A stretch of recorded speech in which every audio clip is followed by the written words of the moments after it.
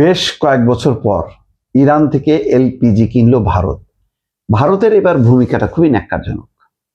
যখন ইরানে হামলা করলো ইসরায়েল এবং যুক্তরাষ্ট্র, তার একদিন কি দুদিন আগে নরেন্দ্র মোদী ইসরায়েল সফর করলো, তার একদিন পরেই হামলা।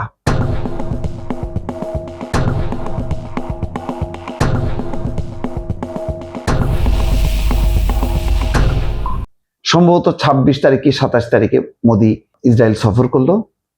খুব কোলাকুলি চললো, দুই দেশের সম্পর্ক গভীর করার প্রতিশ্রুতি হলো, সমঝোতা হলো, চুক্তি হলো, তারপরেই আক্রমণ। অনেকে ভারতের যে দ্বিমুখী মনোভাব এবং তার যে নীতি, তার এটা বহিঃপ্রকাশ ঘটলো এবং এটা নিয়ে স্বয়ং ভারতের মধ্যেই কিন্তু সমালোচনা আছে যে ভারতের এটা কি ধরনের এইভাবে ন্যাক্কারজনক একটা হামলা চালালো। শুধু তাই না, ভারত আরো একটা মারাত্মক কাজ করছে।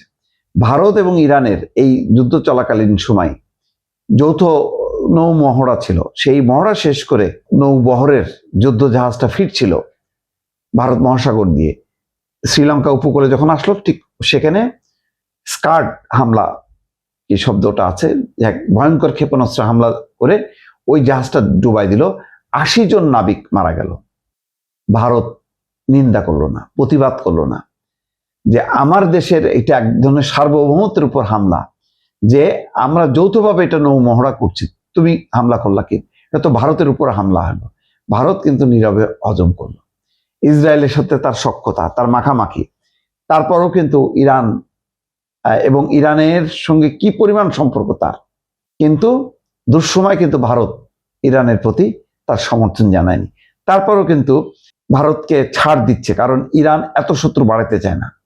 এখন এই মুহূর্তে সে ভারতকে আর ঘাটাতে চায় না, ভারতকে সাইজ করতে চায় না। বরং এখানে যে খবর, যে ভারত ইরান থেকে এলপিজি কিনলো, ইরানের তেল এবং পরিশোধিত জ্বালানির ওপর যুক্তরাষ্ট্রের নিষেধাজ্ঞা স্থগিতের পর অবশেষে বেশ কয়েক বছর পর তেহরান থেকে প্রথম এলপিজি কার্গো কিনেছে ভারত।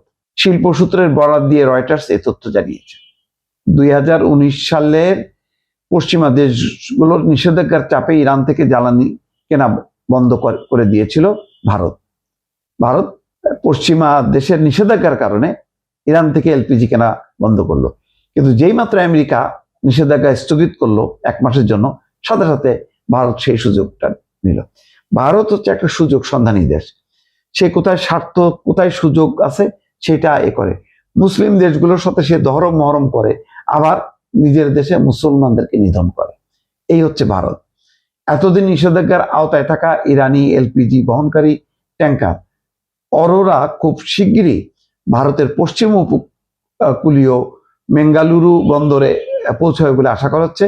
এই জ্বালানি Indian oil corporation, Bharat petroleum corporation এবং হিন্দুস্তান পেট্রোলিয়াম কর্পোরেশন, এই ৩টি জ্বালানি বিপণনকারী প্রতিষ্ঠানের মধ্যে ভাগ করে দেওয়া হবে।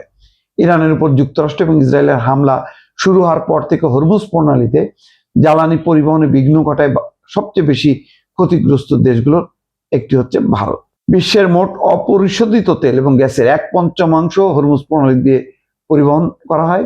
গত ২৮শে ফেব্রুয়ারি ইরানের উপর যুক্তরাষ্ট্র এবং ইসরায়েলের হামলার পর জ্বালানি বাণিজ্যের গুরুত্বপূর্ণ এই সমুদ্র পথটি কার্যত বন্ধ আছে। আজকে দেখলাম যে থাইল্যান্ডের একটা জাহাজকে অনুমতি দিয়েছে এবং ইরান বলেছে হরমুজ প্রণালী দিয়ে কোনো জাহাজ চলাচল করতে গেলে ইরানের অনুমতি লাগবে। এখন ইরানের অনুমতি নিয়ে এটাকে চীন, দক্ষিণ কোরিয়া এবং এই থাইল্যান্ড আর এখন ভারত তো সরাসরি তেল কিনলো।